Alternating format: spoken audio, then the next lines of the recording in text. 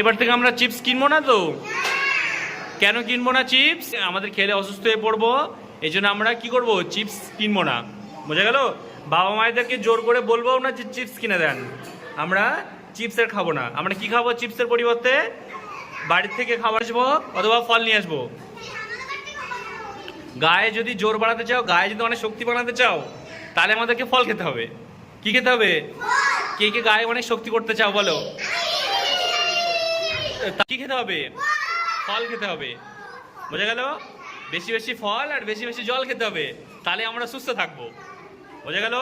মা বাড়িতে আলু ভাজা করে, সে আলু ভাজা আমরা 3 দিন পরে খাবো? কেউ 3 দিন পরে কেউ খাবো না, বাসি হয়ে যাবে, নষ্ট হয়ে যাবে, তাই না? তো আমরা যে দোকান থেকে যে পটেটো চিপসগুলো কিনি, সেগুলো তো অনেকদিন আগে বানানো, সেগুলো কিন্তু নষ্ট হয়ে গেছে। ওই চিপসের প্যাকেট না অনেকদিন আগে বানানো ওই চিপসগুলো, কিন্তু ওর মধ্যে কিছু ফ্লেভার থাকে, সেন্ট দেওয়া থাকে, যাতে পচার গন্ধটা না পাওয়া যায়। আর আমরা খেলে কি হয়, অসুস্থ হয়ে পড়ি। আমরা বাড়িতে রান্না করা খাওয়া যদি 3 দিন পরে না খাই, তাহলে পটেটো চিপসকে খাই, ওগুলো তো 1 মাস 2 মাস 5 মাস আগে বানানো, তাহলে নিশ্চয়ই খাবো না ওগুলো আমরা। তাহলে আমরা কেউ চিপস খাবো কি? আর একদমই না। আমরা কি খাবো? আমরা টিফিনে কি খাবো? টিফিনে বাড়ি থেকে খাবার নিয়ে আসবো অথবা ফল খাবো। ঠিক আছে? বেশি বেশি ফল খেলে কি হবে? গায়ে অনেক শক্তি হবে। বুঝা গেল?